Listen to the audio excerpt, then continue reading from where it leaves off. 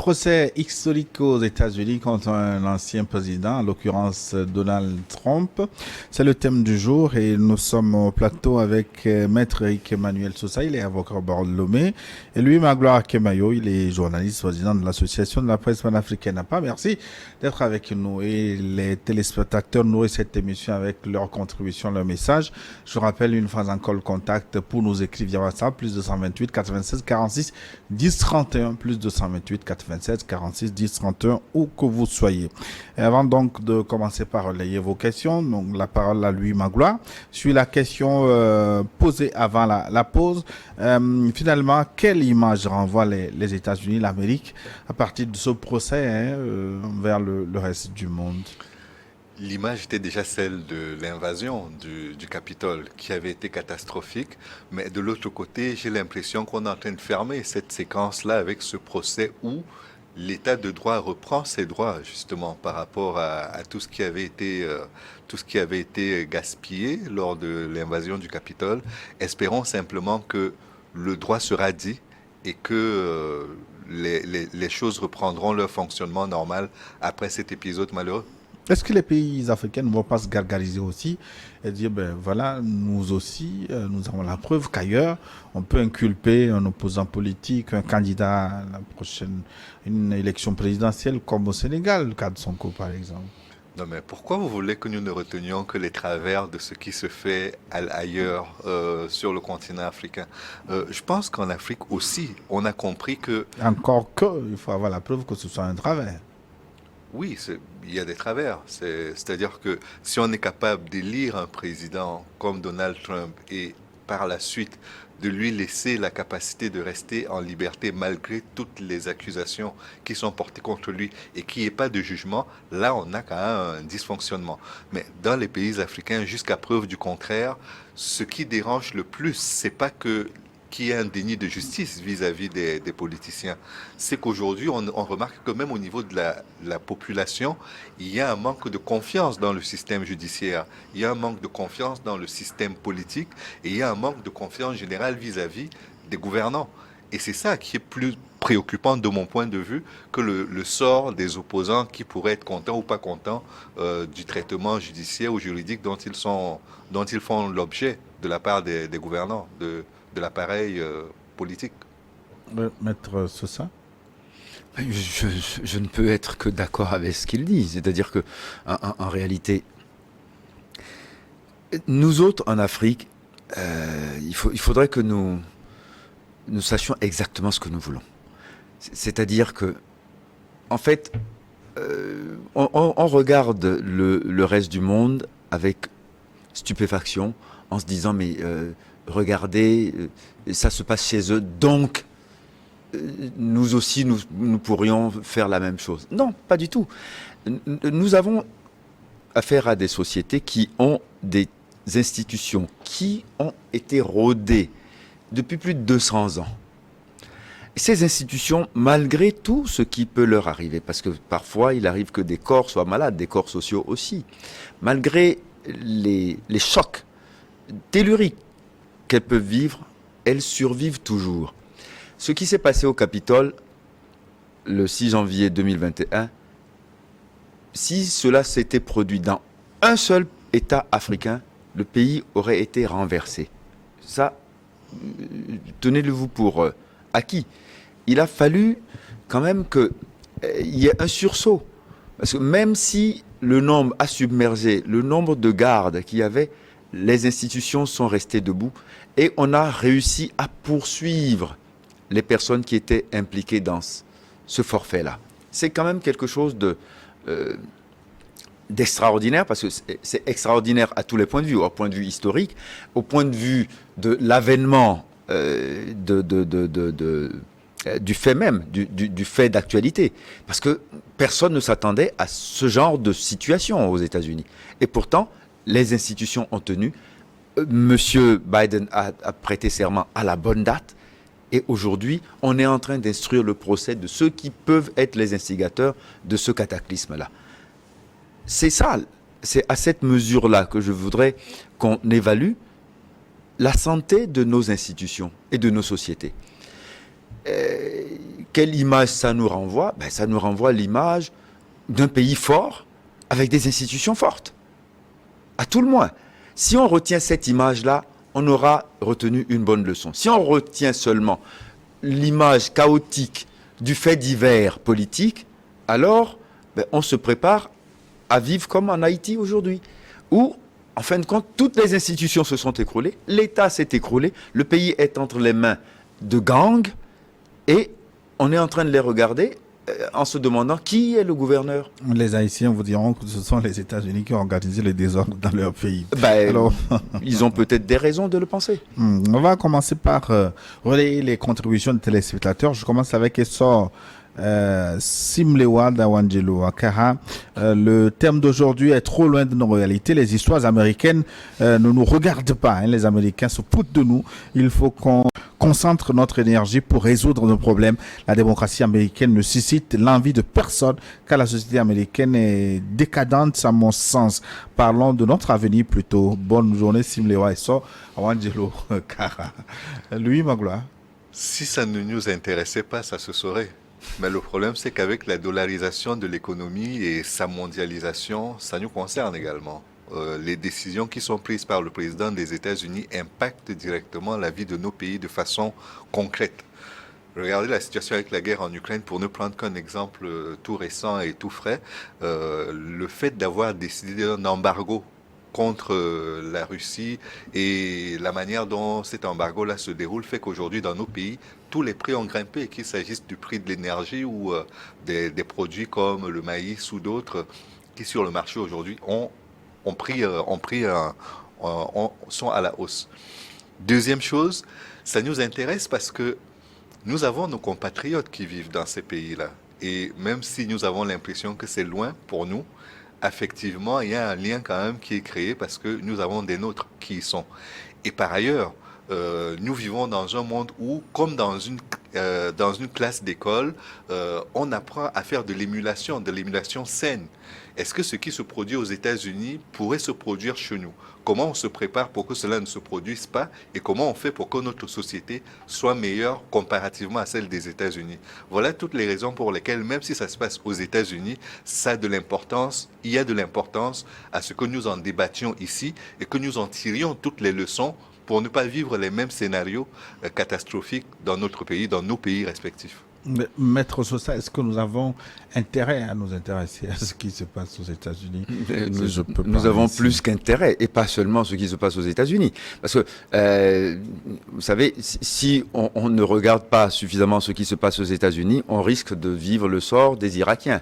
Par exemple, parce qu'il a fallu que les États-Unis décident un beau jour qu'il fallait en découdre avec un régime en Irak, pour que le peuple irakien aujourd'hui se retrouve complètement livré à un sort funeste, où le pays est tiré à huée à dia, où il n'y a plus de paix possible, envisageable, avec les institutions qu'on les a forcés à mettre en place. Donc on en est aujourd'hui à croiser des gens qui regrettent Saddam Hussein. Bon, on nous l'a présenté comme étant le diable personnifié à une certaine époque.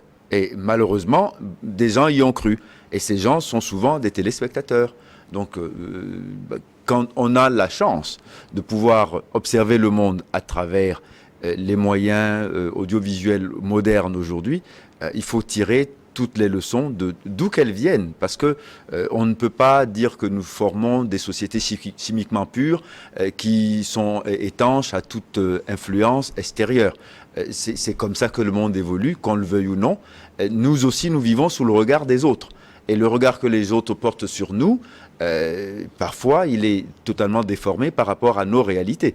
Donc, c'est à nous de défendre l'image que nous proposons aux autres. Et c'est en regardant les autres faire, vous avez parlé d'émulation saine, c'est tout à fait cela, en regardant les autres faire de la bonne manière, nous apprenons nous aussi les bonnes manières. C'est pas mauvais de prendre quelques leçons auprès des autres, les autres conceptuellement entendus. Bonjour très cher Gilles, toutes mes salutations et bonne fête pascale à vous tous au plateau Richard Tagua de Pucara.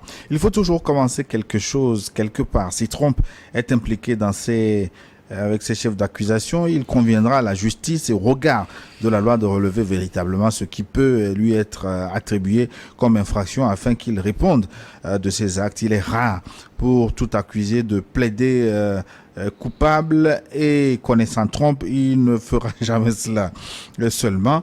Ma question est de savoir s'il pourra véritablement aller en prison comme on emprisonnerait un voleur de poules, comme on le ferait chez nous.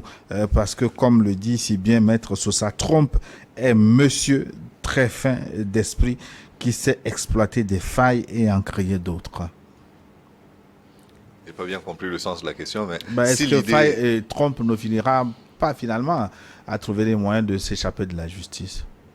Non, c'est vrai tous les scénarios sont sur la table. On ne peut pas aujourd'hui jurer de ce qui se passera à l'issue du procès, mais je crois que la probabilité pour qu'il aille en prison est quand même très élevée.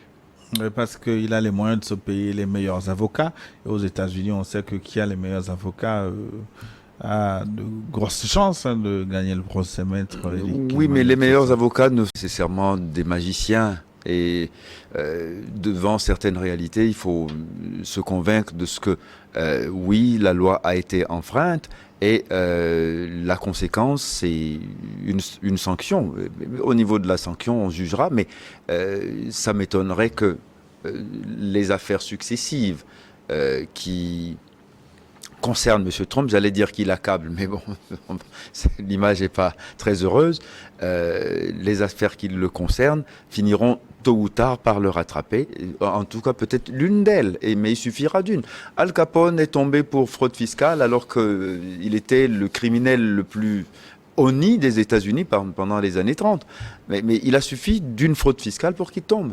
Alors que, bon, il avait à son compte beaucoup d'assassinats, du trafic en tout genre, enfin, toutes sortes de choses. Donc voilà, je pense qu'une des affaires finira un jour par le rattraper. Un téléspectateur nous demande s'il est possible d'établir un lien entre l'inculpation de Trump et la guerre en Ukraine. Est-ce que vous en... Faudrait aller chercher loin, très loin. Non, il n'y a pas de lien entre les deux. Je ne vois pas comment on pourra en établir un. Peut-être quand on sait que Trump n'est pas trop pro-OTAN et qu'il a des positions... Mais ce qu'il a dit, c'est que s'il avait été président des États-Unis, il n'y aurait jamais eu de guerre en Ukraine. Mais ça, c'est une déclaration. Donc maintenant, ceux qui veulent la guerre en Ukraine, est-ce qu'ils n'ont pas intérêt à ce que Trump ne soit pas d'abord candidat et qu'il ne soit pas élu? La guerre a déjà commencé. Oui. Et personne ne sait quand cette guerre va se terminer. Va se terminer peut-être quand Trump va arriver au pouvoir. Dans 2 ans. Mais tout ça, est-ce que vous voyez un lien? Mais je ne vois pas du tout le lien. Mais bon, si on peut faire quelques rapprochements conceptuels, on peut dire qu'effectivement, si Trump étant contre l'OTAN, si Trump avait été président, probablement qu'on n'aurait pas pris le risque de rapprocher l'Ukraine de l'OTAN pour ne pas mettre le feu aux poudres, probablement. Non, c'est-à-dire la conception de Trump sur l'OTAN, c'est que les États-Unis dépensent beaucoup trop d'argent pour servir de parapluie aux pays européens. C'est ça. Et donc, à partir du moment où les États-Unis dépensent trop, il faudrait que les Européens se démènent du mieux qu'ils pourront pour amener au moins leur seuil de cotisation au sein de l'OTAN à 2%. Il n'y a que l'Allemagne aujourd'hui qui respecte ce seuil-là. Or, les États-Unis doivent combler pour tout le monde. Et donc, peut-être qu'il aurait tué l'OTAN en retirant simplement les États-Unis. Et donc, il n'y aurait plus d'OTAN aujourd'hui. Oui, mais dans ce cas, il n'aurait assurément pas supporté autant Zelensky. C'est sûr. Voilà, ce qui aurait eu comme effet de réduire les prétentions de l'Ukraine dans sa posture guerrière. Donc probablement que la guerre n'aurait pas eu lieu parce qu'il l'aurait évité malgré lui, en quelque sorte.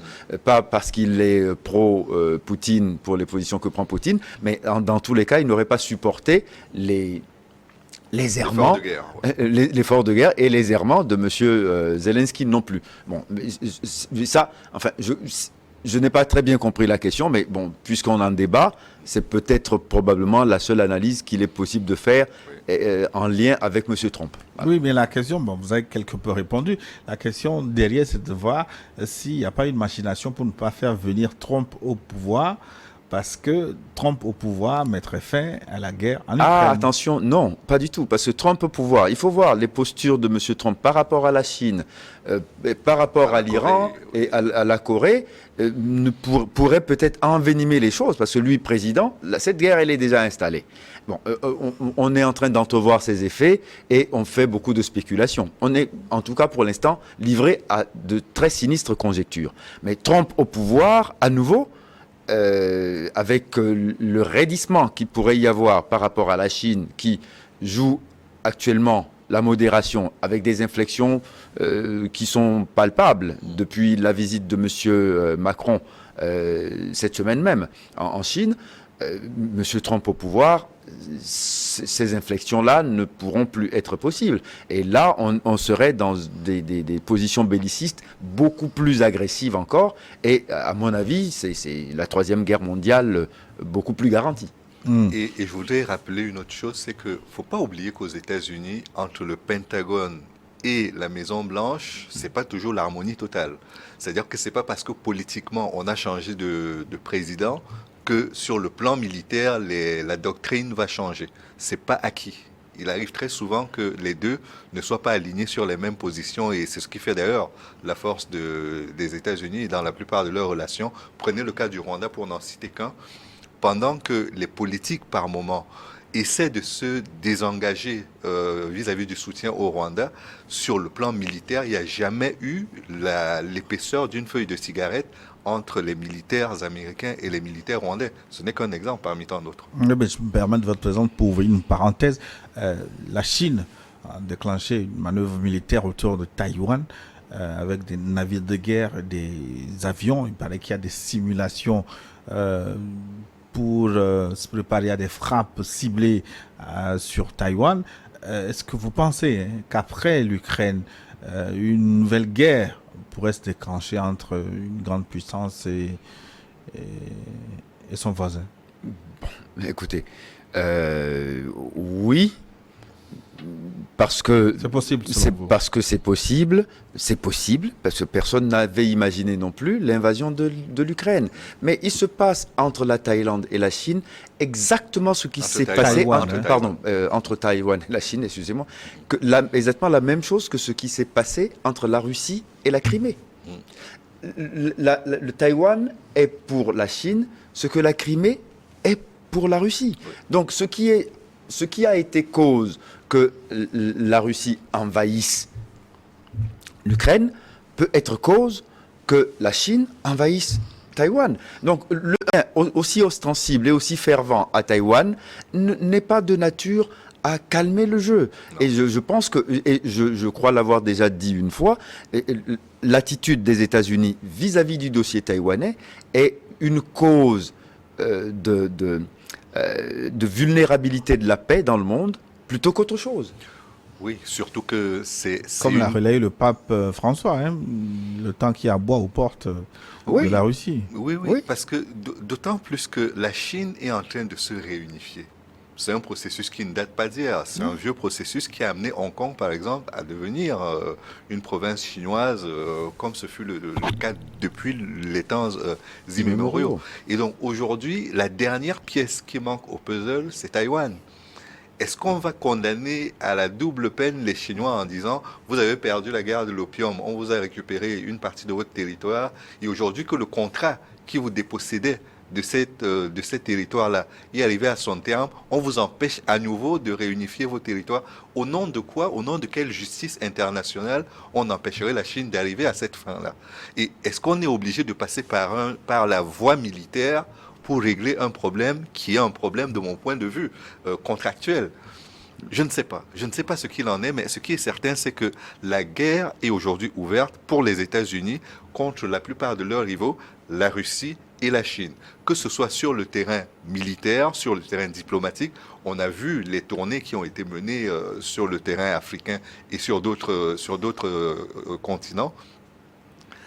les États-Unis n'ont pas l'intention de se laisser faire et de perdre leur première place sur le plan économique au niveau international. La dédollarisation qui a été engagée par les pays des BRICS, notamment la Chine et la Russie, ne laisse pas les États-Unis indifférents. Et donc, je peux comprendre. Oui, mais ouvrir ce nouveau front, est-ce que ce n'est pas accélérer justement cette dédollarisation et La dédollarisation aujourd'hui est un processus irréversible. Oui.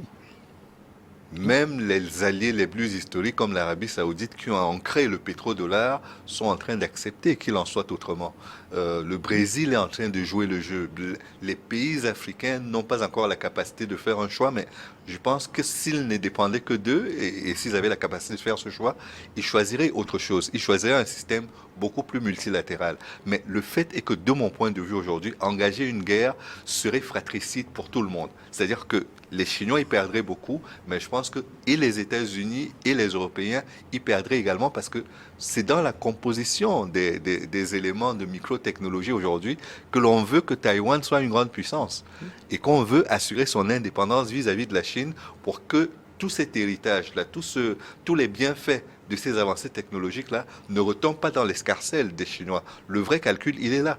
Il n'est pas au niveau de la paix ou au niveau de l'indépendance de Taïwan. Absolument pas. Bonjour le plateau, on va écouter le sage de Sokode maintenant. Cette histoire de procès de Trump est tout simplement un acharnement contre sa personne.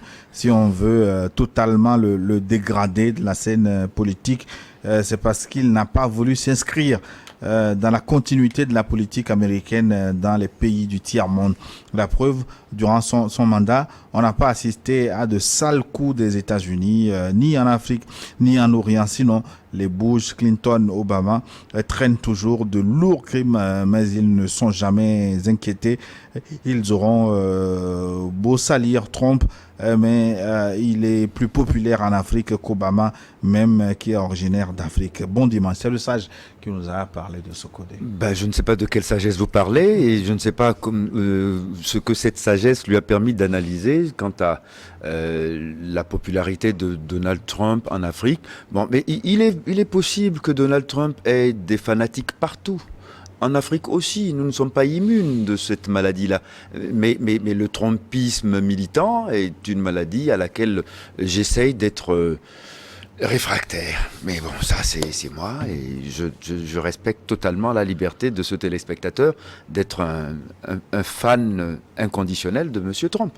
Mais seulement, si vous voulez, ces analyses ne calent pas avec la réalité des choses, tel qu'il nous est donné de la vivre. Les bénéfices du passage de Trump au pouvoir sur l'Afrique, pour moi, ils ont été invisibles. Bon, peut-être que je suis pris de cécité parce que je ne suis pas capable de voir du bien dans ce que fait M. Trump, ça c'est possible, mais ça c'est une position personnelle que j'assume totalement. On a le droit d'être fanatique, j'ai le droit d'être anti et de façon irrésolue.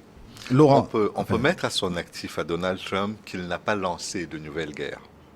Ça, on peut le mettre à son actif volontairement. Pourquoi pas? Reconnaissons-le. Mais je me souviens également qu'il a causé un énorme scandale concernant les pays africains. Je ne sais plus quel terme il avait utilisé pour parler. Pays de merde. Je crois qu'avec ça, s'il est très populaire en Afrique, nous avons peut-être un problème avec notre propre image.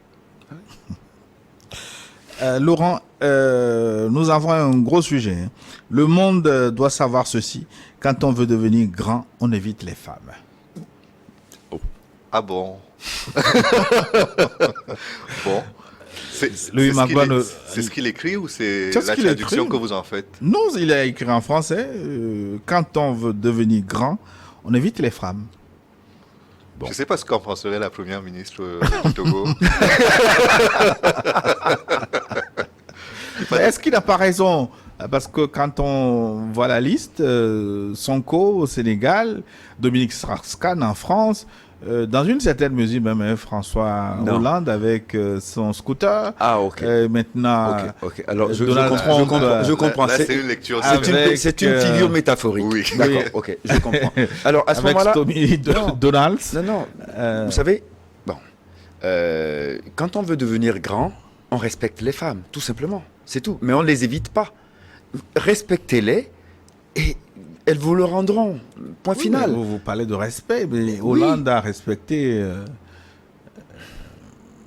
Oui. Qu'est-ce que vous en savez, Gilles? À respecter. Non, non, Qu'est-ce que à vous en respecter, savez? à respecter. J'attends qu'il finisse. À respecter quoi et qui? a respecté Julie Gaillet. Donald? Non, je parle de François Hollande. Ben, De la même manière, non, mais Donald Trump attendez, a respecté. Non, attendez. Stormy Donald. Aucun déboire politique n'est survenu à comment s'appelle François Hollande du fait de sa fréquentation de Julie Gaillet. Non. C'est un fait divers. On en a Pas parlé. aussi divers que ça. Ah si, Il a été ça n'a eu rallié. aucune conséquence politique. Il Aucune. n'a pas été réélu. Enfin, Non, il ne s'est pas présenté. oui, mais c'est pas pareil. justement, pourquoi Lui-même il ne s'est pas représenté. a avisé de Sa ses cote chances. de popularité a chuté. Il Ah était oui. au plus bas. Non, pas à cause de Mais Julie pas à cause de Gaillet. Julie Gaillet. C'est Non, par rapport à... Notamment, mais Non, non, il y a non, le non, chômage non, déjà. du tout. Il avait promis Non. qu'il atteindrait un certain seuil de réduction du chômage qu'il n'a pas réussi à... Mais vous voulez il me n'a dire pas que inversé l'affaire la Julie courbe. Gaillet n'a pas écorché l'image de François Mm, Hollande? Peut-être, mais de façon marginale. Vraiment, de façon très marginale. Parce que c'est sur le plan des indicateurs politiques qu'il a été atteint et fragilisé. Et il a été lucide en ne se présentant pas. Ben ça, au moins, on peut lui reconnaître cette grande classe politique. Oui. Et puis peut-être, Gilles, allons plus loin. Certes, vous parlez de l'Amérique puritaine tout à l'heure, où même offrir des fleurs à une femme peut être considéré comme du harcèlement sexuel. Ça existe. Mais de façon générale, quand vous faites de la politique, vous devez essayer d'être le plus correct vis-à-vis des lois et vis-à-vis des gens.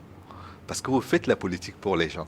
Et si vous le faites en méprisant une frange de la population, qui est quand même à minima la moitié de la population mondiale, je ne sais pas comment vous réussirez à faire carrière dans cette politique-là. Mais est-ce qu'il n'a pas raison, Laurent? Quand on fait de la politique, est-ce qu'on ne doit pas faire plus Mais si attention on est aux une femmes femme- que quand on est Et si on est une Louis femme, qu'est-ce Magloire, qu'on par fait? exemple? Et si on est une femme, on doit éviter les hommes? Bon, les hommes portent rarement plainte pour viol. Ah Je mais ne sais pas. attendez, attention, non. Ce sujet est pour moi un sujet extrêmement délicat. Je voudrais qu'on en parle sans solennité, mais avec le sérieux qu'il faut. Nous sommes un jour de Pâques, hélas. Mais aucune femme ne va se porter sur la place publique en criant au viol s'il n'y a pas eu quelque chose, s'il n'y a pas eu une atteinte. C'est-à-dire que, à force de banaliser cela, les femmes n'osent même pas aller dire au commissariat « voilà ce qui m'est arrivé » parce que personne ne va me croire. Il y a des détournements aussi des situations, il y a des exagérations. Dans le cadre de ministre Strauss-Kahn, jusqu'à On est présent, d'accord. on n'a Non, mais pas attendez, réussi dans le à cas de- démontrer le viol. Non, n'y n'allons allez pas pas. jusque-là. Non, attendez, On ministre n'a pas Strauss-Kahn- réussi à démontrer Ah le non, non, viol. il a eu négocié. Non, des il a relations, négocié pour qu'on n'en parle plus. Oui, mais Parce que si on devait aller au bout de la chaîne, très probablement il n'en sortirait pas. Enfin, il n'en serait pas sorti indemne.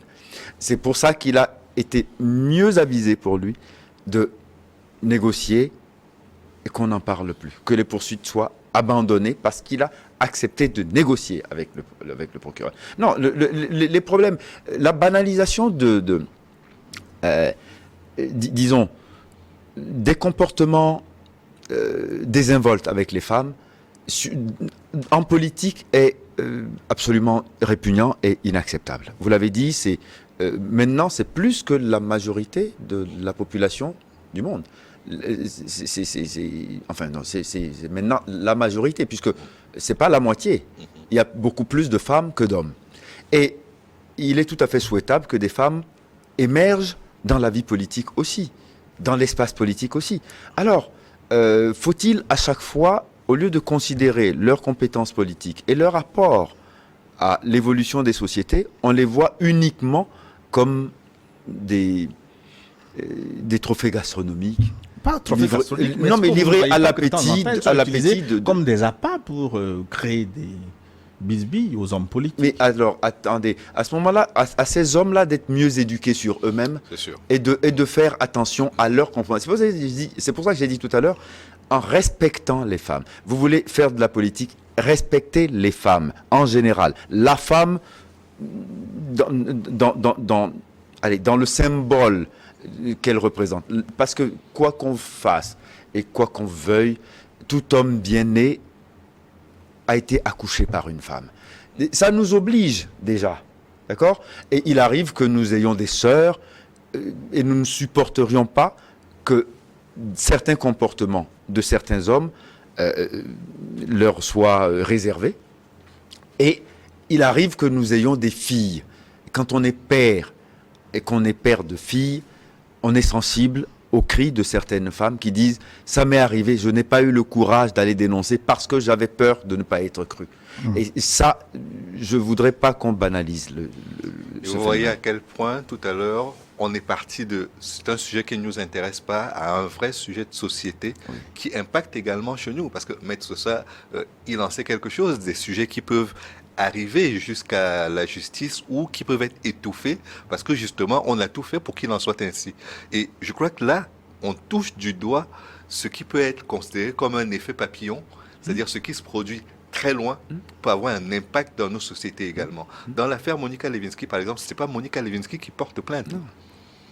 Même pas. Ce n'est pas elle qui porte plainte. Pourtant, c'est elle qui subit le préjudice. Et c'est elle qui est passée pour la mauvaise fille, puisque à cause d'elle, le président Clinton aurait failli ne pas terminer son mandat.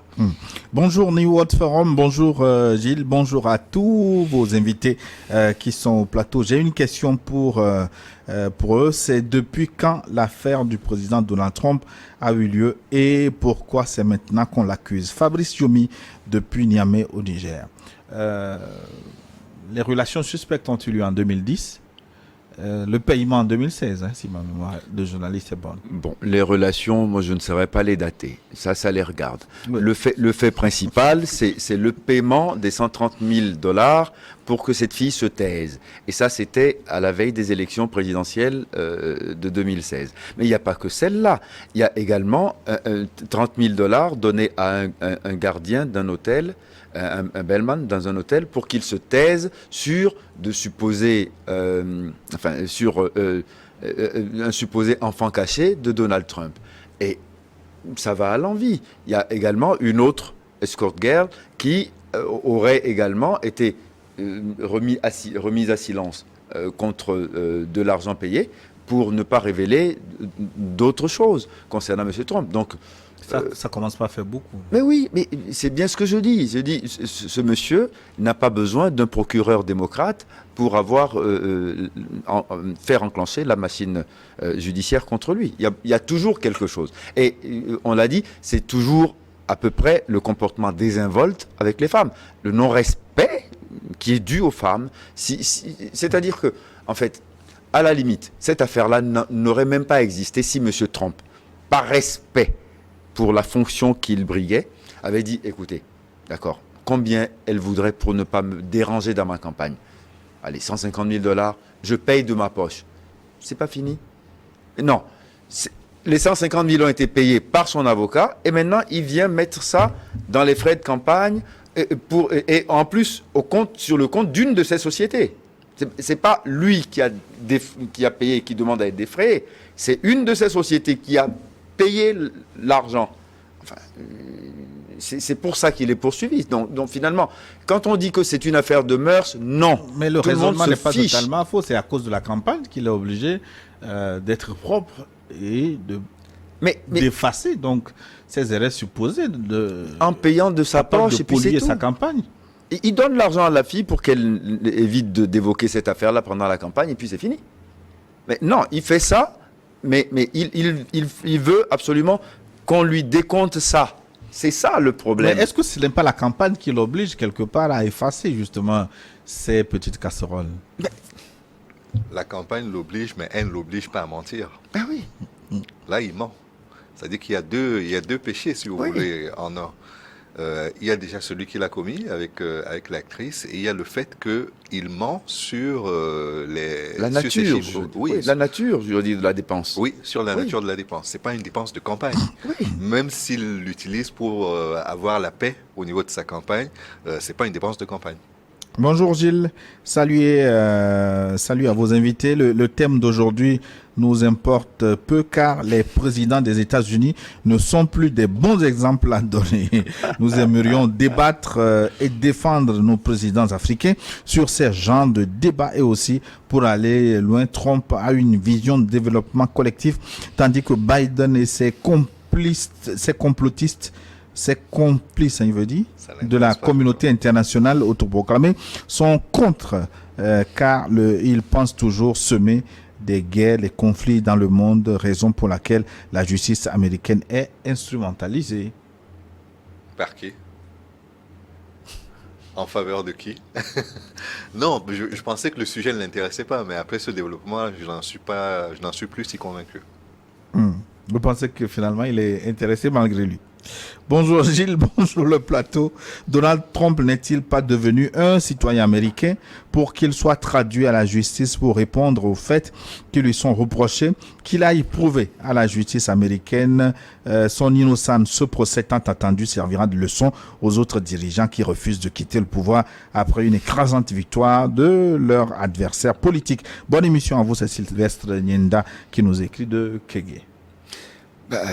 Oui, que ça serve d'exemple, je suis d'accord, parce que, oui, en observant le monde, il faut que nous acceptions qu'il est de plus en plus amené à s'unifier, parce que, bon, on dit que nous habitons un village planétaire, c'est de plus en plus vrai.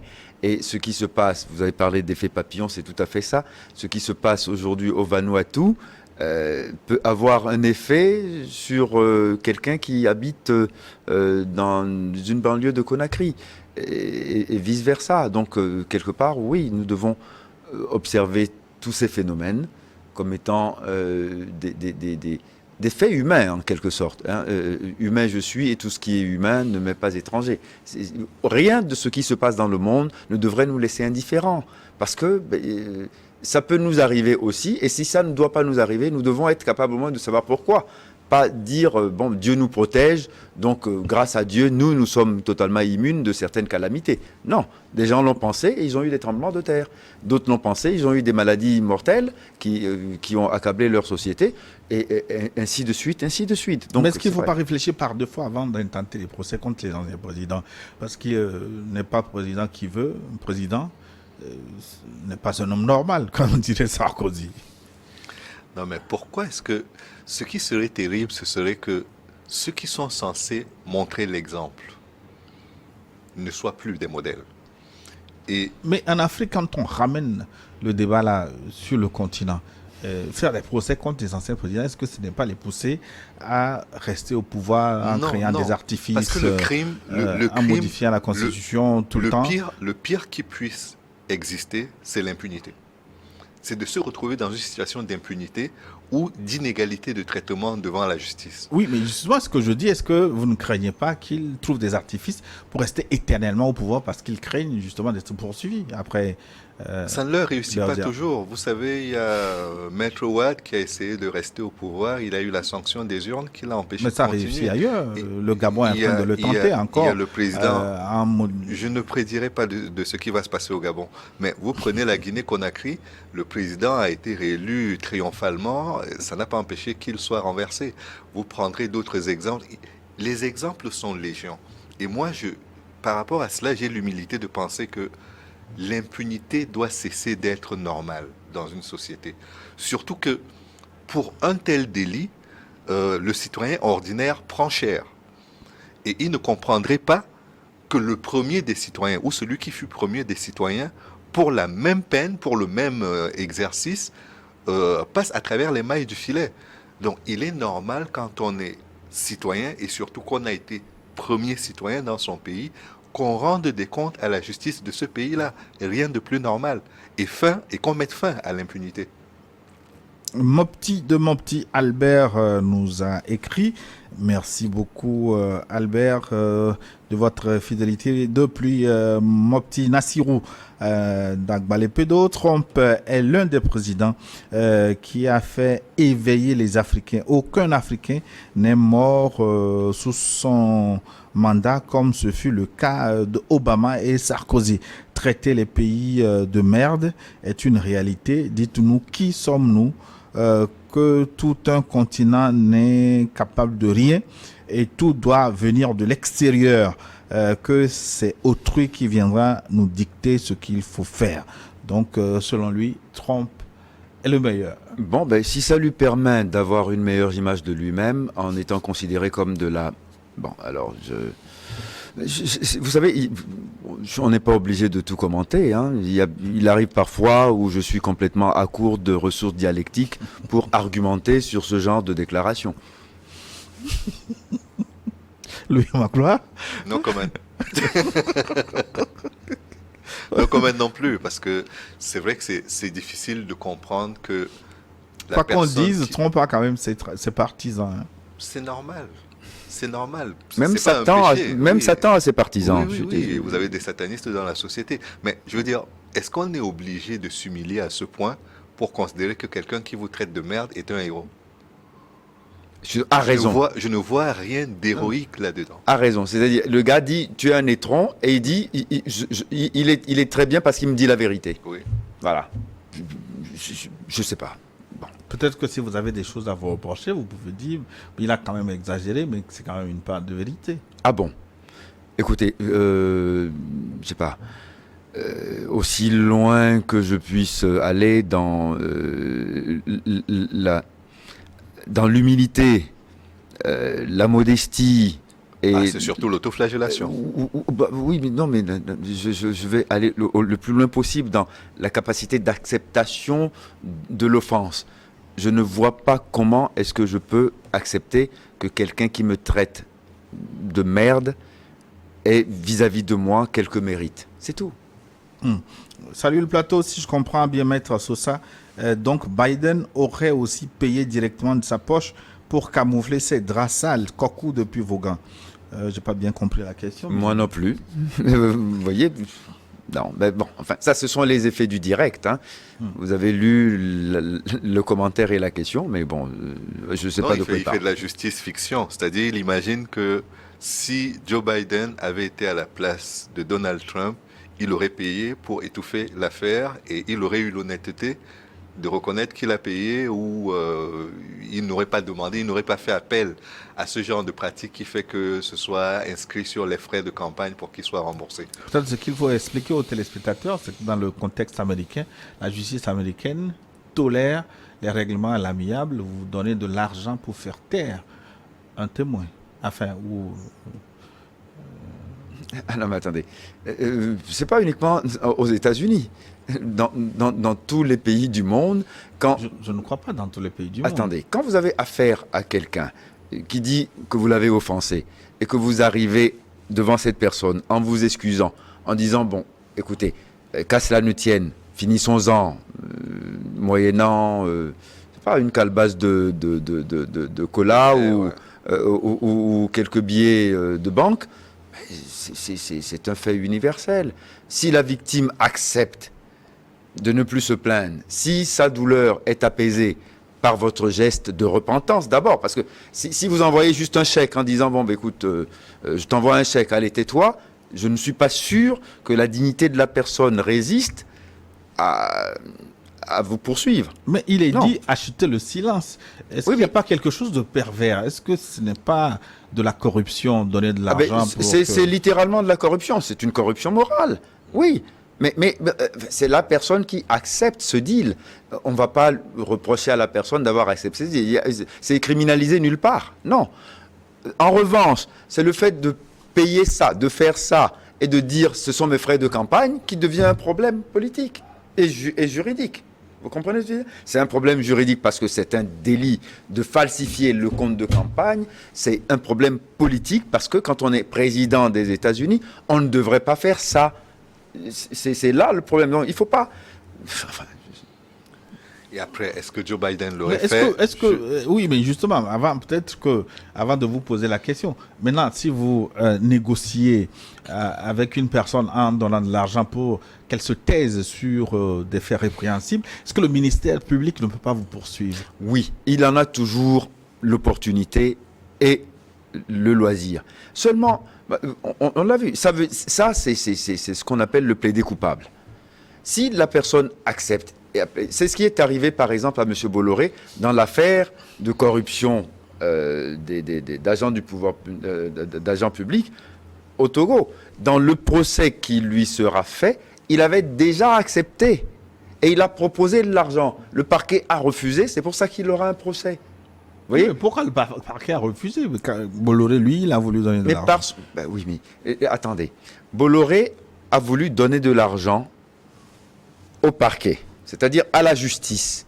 D'accord? Ici, M. Trump a donné de l'argent, pas à la justice, à la personne avec qui il avait eu des relations moralement coupables, mais juridiquement, rien n'interdit à un homme marié d'avoir une maîtresse, fût-elle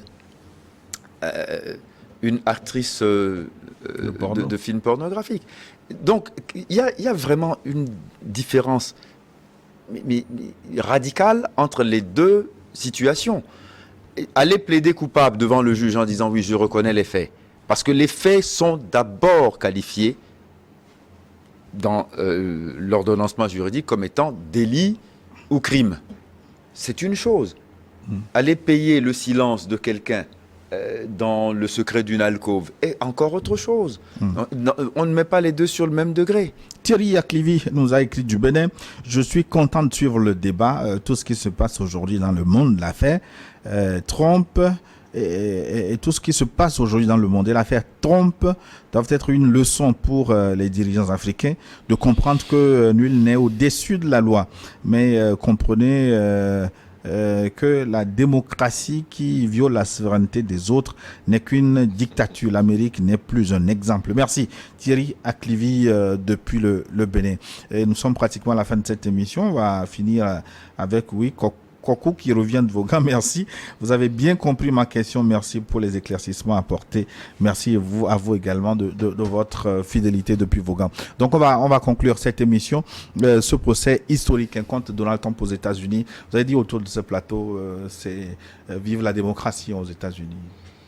Oui, heureusement que les coups de boutoir qui ont été donnés à la démocratie ne l'ont pas complètement ébranlé, puisqu'il y a eu une espèce de reprise de ce phénomène-là au Brésil, où Bolsonaro, qui était un pro-Trump, a tenté à peu près le même exercice avec la même conclusion. Et je crois que c'est un bon signe que l'on remarque que la démocratie peut résister à ces accès de chaleur, à ces bouffées de chaleur-là, et reprendre son fonctionnement normal. J'espère que nos pays en arriveront à ce stade-là, que le moindre souffle qui vient n'ébranle pas les institutions et donc la stabilité des États. Merci beaucoup. Louis Magloire Kevayo qui nous est venu de très loin pour cette émission aujourd'hui. Merci une fois encore. Merci Maître Sosa et bonne fête de Pâques à vous. Merci beaucoup, merci pour l'invitation et bonne fête de Pâques aux téléspectateurs.